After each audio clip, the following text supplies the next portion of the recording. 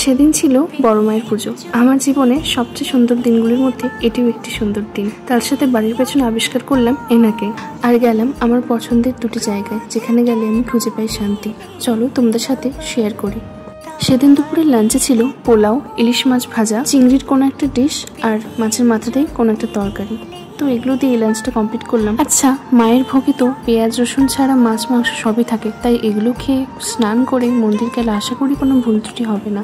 যদিও বা মায়ের কাছে যাব বলেই আমি লাঞ্চের পরেও স্নান করে নিয়েছিলাম। লাঞ্চ কমপ্লিট করে স্নান করে রেডি হতে যাব, তখনই মা চিৎকার করে ডাকলো, তাড়াতাড়ি আয় এদিকে ক্যামেরাটা অন করে। আমি তৎক্ষণাৎ ক্যামেরাটা অন করে যাই আর দেখলাম, ও বাবা, এই তো সেই। বাড়ির পেছনে মা এনাকে আবিষ্কার করলেও এনাকে প্রায়শই দেখা যায় আমাদের বাড়ির আশেপাশে ঘুরঘুর করতে, কিন্তু আমরা কোনোদিনই তাড়িয়ে দিইনি বা আঘাত করিনি। আজকে শুধু সুযোগ পেয়েই ভিডিওটা করলাম। তারপর আমি তাড়াতাড়ি রেডি হয়ে গেলাম, কারণ একেই কালী পুজো, তারপর আবার জাগ্রত মন্দির। তাড়াতাড়ি যদি না যেতে পারি পুজো দেওয়ার সুযোগ পাবো না। আচ্ছা, আজকে আমি পরেছি আমার দিদার শাড়ি, বলো তো আমাকে কেমন লাগছে। বাড়ির সামনেই মন্দির, তাই আশেপাশের আলো দেখতে দেখতে চলে যাচ্ছিলাম হেঁটেই। আর আমাদের পাড়াতে যে এত সুন্দর সুন্দর কালী ঠাকুরের পুজো হয়, সেটা তো না বেরোলে জানতেই পারতাম না। চারিদিকের এত আলো এনজয় করতে করতে আমরা পৌঁছে গেলাম সিদ্ধেশ্বরী মায়ের মন্দিরে। আমাদের বাড়ির সামনে বলে বলছি না, অনেক দূর থেকেও অনেক মানুষ এখানে পুজো দিতে আসে। শুধু শোনা কথা না, মায়ের কাছে সত্যি মন থেকে কিছু চাইলে সেটা মা অবশ্যই পূরণ করেন। নর্মাল দিনে সাথে সাথেই পুজো দেওয়ার পরে প্রসাদ পাওয়া যায়, কিন্তু সেদিন অনেক ভিড় থাকার কারণে এই টোকন ব্যবস্থা হয়েছিল। প্রসাদ পাওয়া যাবে পরের দিন সকালে।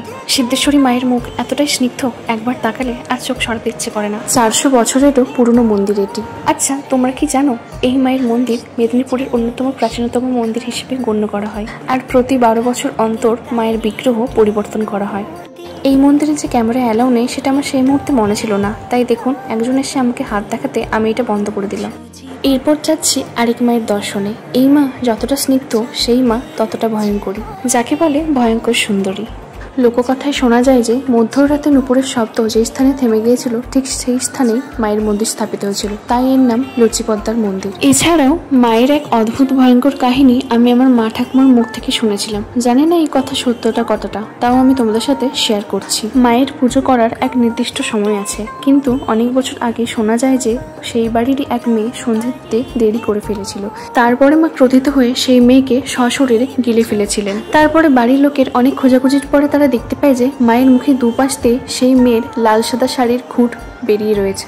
যাই হোক, এই মাকে দর্শন করে পুজো দিয়ে এসে তারপরে আমরা বেরিয়ে পড়লাম একটু শহরের আলো দেখতে। আর চারদিকে এত আলো, সত্যি শহরটা যেন আলোয় সেজে উঠেছে। তারপর একটা আইসক্রিম খেতে খেতে আবার হাঁটতে হাঁটতে চলে গেলাম বাড়ি। আর বাড়ি ফিরে একটু ফানুস উড়িয়ে নিলাম, বাড়ির লোকেদের সাথে একটু দীপাবলি সেলিব্রেট হয়ে গেল।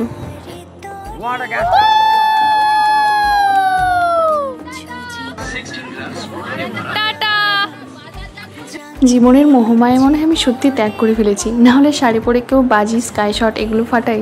যাই হোক, আমার এই দীপাবলির ব্লগটা ভালো লাগে থাকলে লাইক, কমেন্ট, শেয়ার করতে ভুলো না। দেখা হচ্ছে নেক্সট কোনো ভিডিওতে। Bye, happy Diwali.